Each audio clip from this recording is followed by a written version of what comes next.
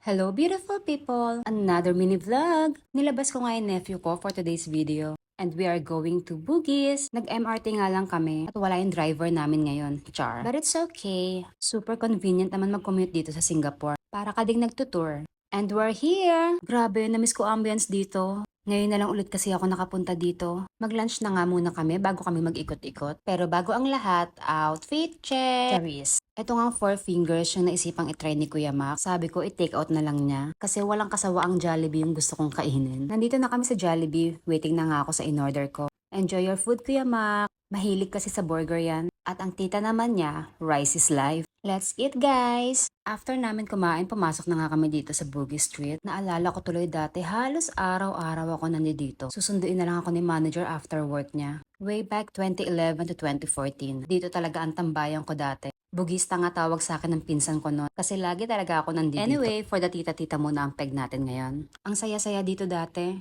Kompleto kasi sila. Merong salon, hair extension, eyelashes, manicure and pedicure. At lahat yun member ako. O diba, ang tagal ko na pala nagaganda-gandahan. Nakshuta. Pag pumunta ako dito, paglabas ko iba na aura ko. Pati nga suot ko iba na din. O diba, makeover ang ina mo. Medyo nag-stop nga lang ako sa kalokohan ko nung nabuntis na ako kay Javen. Pero nagpupunta-punta pa din naman. Hindi na nga lang ganun kadalas. Ibang-iba na kasi ngayon, hindi na gaya dati. Yung pagpasok mo pa lang dito, ang saya-saya na. Parang ang dami-daming tao. Tapos may loud music. Lahat talaga ng store bukas. Ngayon, ang dami ng sarado. Hindi pa kasi masyadong uso yung online dati. Ngayon, mabibili mo na lahat sa online. At mas mura pa compare sa mga store. Anyway, bumili na nga kami nitong crepe. Grabe, super tagal na ng store na to dito. Must try talaga pag nagpunta kayo ng Bugis.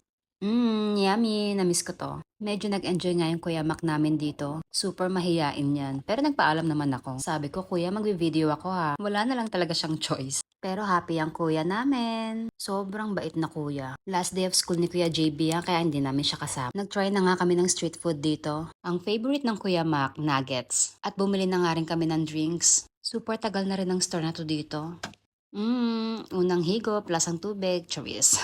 At syempre, hindi mawawala ang $1 ice cream. Umuwi na nga kami at medyo nagrereklamo na si Javen. At kinabukasan nga, dinala naman namin si Kuya Mac sa East Coast. For the picnic naman ang peg namin. Ayaw kasi niyang gumala-gala. Halos napuntahan naman na kasi niya lahat ng tourist spot dito. Yung mga times na nagpupunta siya dito with his mom. Gusto lang daw niya mag-relax-relax. Ngayong school holiday. Nursing nga pala kinukuha niya. Proud tita here. Ha? Okay. Bala kayo dyan. Nahirapan nga kaming ikabit tong fly sheet, nakshuta. First time namin magtayo nito. Medyo makulimlim kasi, baka umulan kaya sabi ko wag silang susuko hanggat hindi na itatayo. Pero buti na lang hindi umulan. Pinahirapan lang kami. Dumating na nga rin pala si Kuya JB at nakabili na rin ng food. Let's eat, guys! Matik na yan pag napapadaan yung camera sa kanila. Kaway-kaway! At magre-rent nga sila ng bicycle habang kami naman dito nagre-relax.